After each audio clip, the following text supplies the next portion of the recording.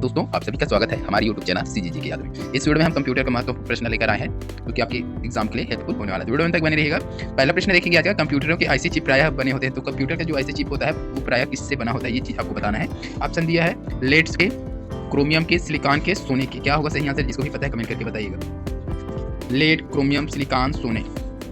इसका सही आंसर हो जाएगा ऑप्शन सी हो जाएगा सिलिकॉन। ठीक है, अगला प्रश्न क्या है देख लेंगे। निम्नलिखित में से किसके प्रयोग से आधुनिक कंप्यूटरों का लघु रूपकरण संभव हो सका है? तो ट्रांजिस्टर, समाकलित परिपथ चिप, नैनो पदार्थ, अतिसंचालक। इस प्रश्न का जो सही आंसर हो जाएगा ऑप्शन बी हो जाएगा समाकलित परिपथ चिप्स। समाकलित परिपथ चिप्स के कारण। अगला देखेंगे, निम्न में से कौन कंप्यूटर आंकड़ों की त्रुटियां प्रदर्शित करती है? तो कौन सा है जो कंप्यूटर आंकड़ों की त्रुटियां प्रदर्शित करती है? Chip, byte, big beat, bug beat. इस प्रश्न का सही आंसर हो जाएगा बग। ठीक है, बग मतलब त्रुटि, याद रखिएगा।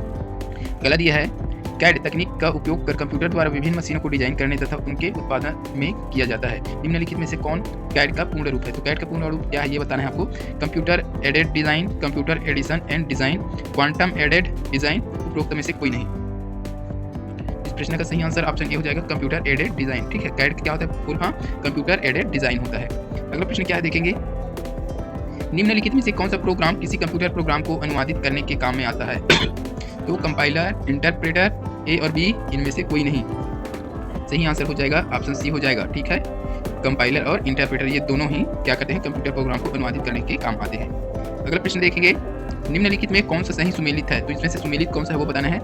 लाइट पेन एक इनपुट इकाई, ट्रैक बॉल एक इनपुट इकाई, जॉयस्टिक एक इनपुट इकाई, उपरोक्त सभी। तो क्या हो जाएगा? डी ऑप्शन सही हो जाएगा, उपरोक्त सभी। ये सारे जो है इनपुट डिवाइस है। ठीक है, अगला प्रश्न देख लेंगे। ड्यूल कोर तकनीक के संदर्भ में निम्नलिखित में से कौन सा कथन सत्य है? ड्यूल कोर तकनीक कौन सा कथन सत्य है वो बताना है। इस तकनीक को थर्ड लेवल पैरेलिज्म भी कहा जाता है, TLP थर्ड लेवल पैरेलिज्म है ना। अगला क्या दिया है, इस तकनीक की शुरुआत इंटेल कंपनी ने की थी। सी में दिया है इस तकनीक के उपयोग से कंप्यूटर की प्रोसेसिंग टाइम कम हो जाती है एवं उसकी गति बढ़ जाती है। और डी दिया है उपरोक्त सभी। तो क्या होगा सही आंसर?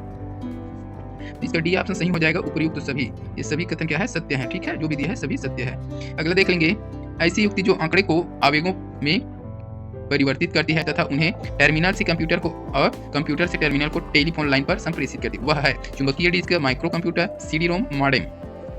ये एग्जाम में कई बार पूछा हुआ है मॉडेम। तो इसका सही आंसर हो जाएगा मॉडेम हो जाएगा। ठीक है ना। चलिए अगला प्रश्न देख लेंगे। औपचारिकताओं और अवांछित को आने से रोकती है, जबकि एक उन वायरसों या अन्य सुरक्षा खतरों से सुरक्षा करते हैं जो हमारे कंप्यूटर में घुसने का प्रयास करते हैं।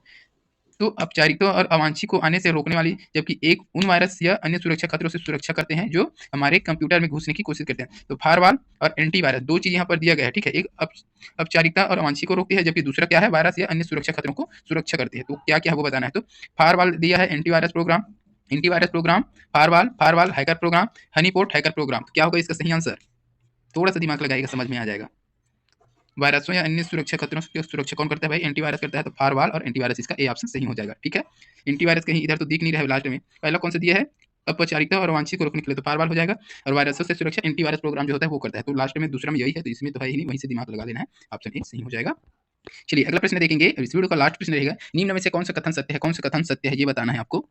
तो किसी कंप्यूटर की यादृच्छिक अगम स्मृति रैम में मूल निवेश निर्गम प्रणाली विद्यमान रहती है।